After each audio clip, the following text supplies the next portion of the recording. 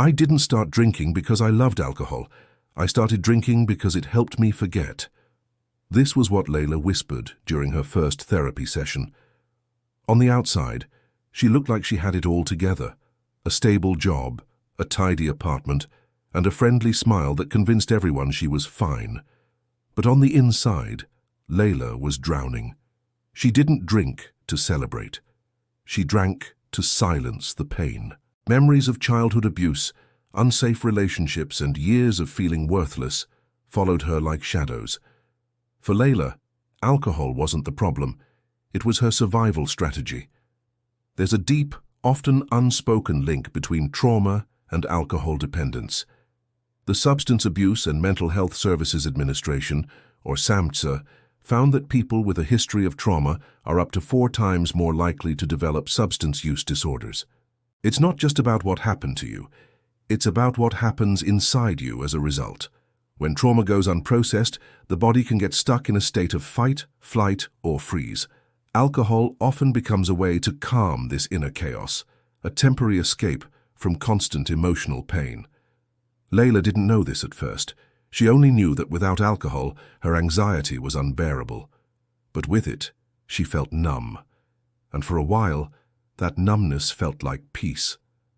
After a particularly difficult night, Layla finally reached out for help. She was referred to a therapist trained in trauma-informed care.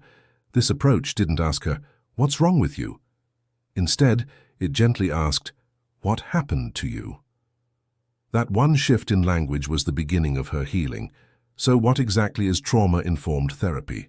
It isn't a single technique, but a whole framework of care that recognizes how trauma affects a person's behavior, emotions, and their ability to trust.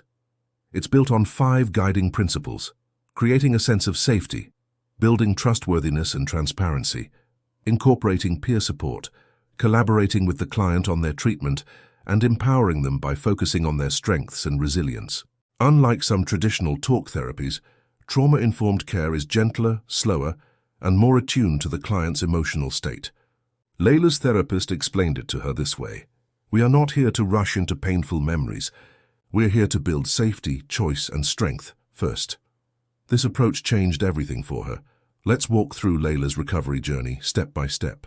The first step was understanding the link between her trauma and her drinking. For so long, she had blamed herself. But therapy helped her see that her alcohol use made sense. It was an adaptive response to overwhelming pain. Her therapist used body-based approaches to explain how trauma lives in the nervous system. This explained why she startled so easily, why sleep was so difficult, and why she felt compelled to drink just to stop her racing thoughts. Understanding this allowed her to replace shame with self-compassion. She realized, "I wasn't broken. I was coping the only way I knew how." The second step was stabilization and safety. Before ever diving into the traumatic memories, Layla's therapy focused on regulating her nervous system.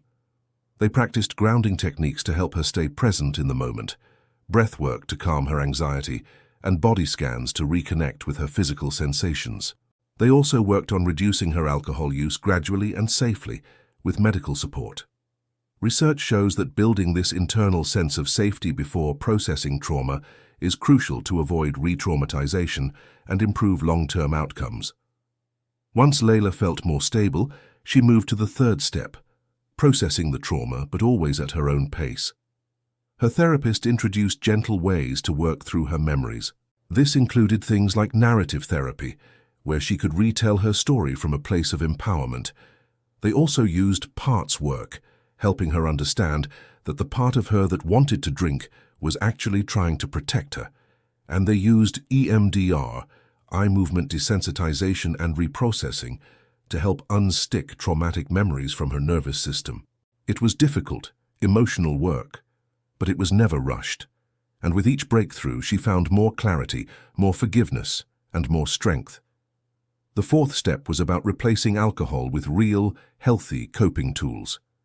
Slowly, Layla began to build a new life, one where alcohol wasn't needed to manage her feelings. Instead of drinking, she started journaling. She moved her body through yoga and long walks. She even joined a trauma-informed group therapy circle, finding connection with others who understood. Through therapy, she learned how to feel her emotions without fearing them.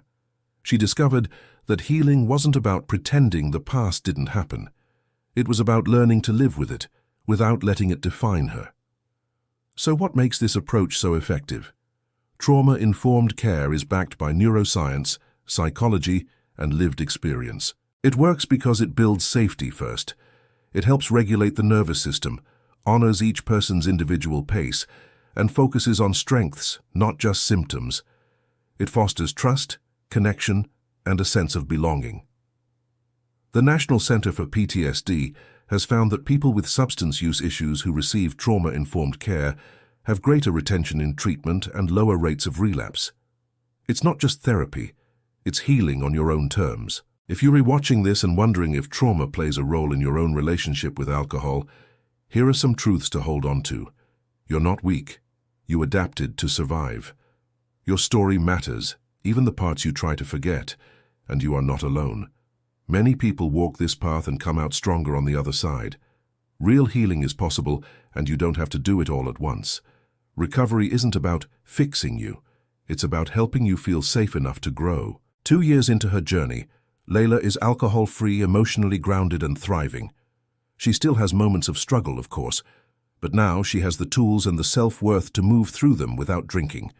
Today, she volunteers at a women's center, mentoring others on their own path to healing. As she says, I didn't just recover from alcohol. I reclaimed my voice, my body, my story.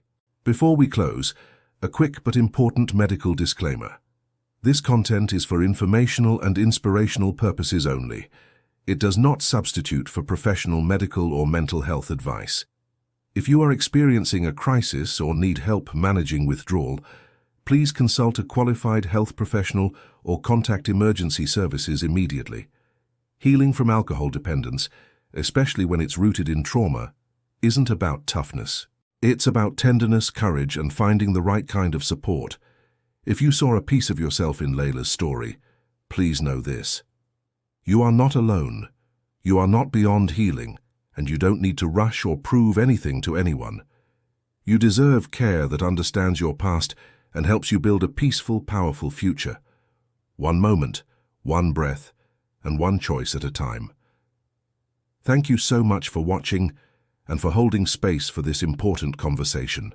If this video resonated with you, please consider liking it and subscribing to our channel for more content on healing and recovery. Take care.